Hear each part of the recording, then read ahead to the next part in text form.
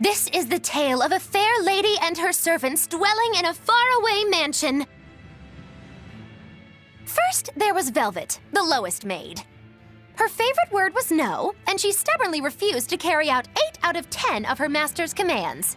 She was a fine cook, but her uncivil manner made her unfit to make direct contact with the guests. It seemed that she only acted out because she was embarrassed to be seen in maid uniform. But if anyone dared to bring it up, I'll send you straight to hell. Next, there was Eleanor, the head maid, who performed every task with precision. A fastidious perfectionist, she couldn't abide even a speck of dust. But in her zeal, she often placed the cart before the horse. You can't walk on that floor! I just cleaned it! Then there was Rokuro, master of the kitchen knife, also known as the Wandering Chef. His obsession with the blade meant he could only make sashimi and noodles. But what keeps him from cutting gels?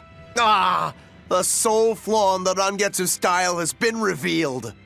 And then came Eisen, the newest servant, who worked least but boasted the most. But rumors of his connection to the underworld kept the master too afraid to complain.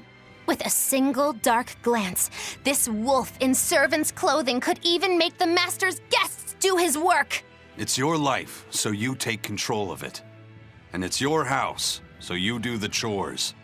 Next was Laphicet, the serving boy, whose obedience was a refreshing change for the master, considering she had to deal with all the other ones. He was earnest and hardworking, but clumsy. So very clumsy. Seeing him in action made you want to rush to his aid, so if he worked, everyone worked. Sometimes he worked himself to total exhaustion, falling asleep on the spot, and he would have to be carried to his bed. I'll do my best in the morning. And last but not least was Lady Maggie.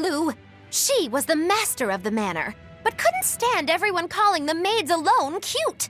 Not to be outdone by her own servants, she donned a maid uniform herself and ended up working the hardest of all. That no one would believe her the lady of the house was a source of great distress. Not even her own servants. Wow, that's really sad. Isn't it? I'm talking about the servants who had to work for such a master.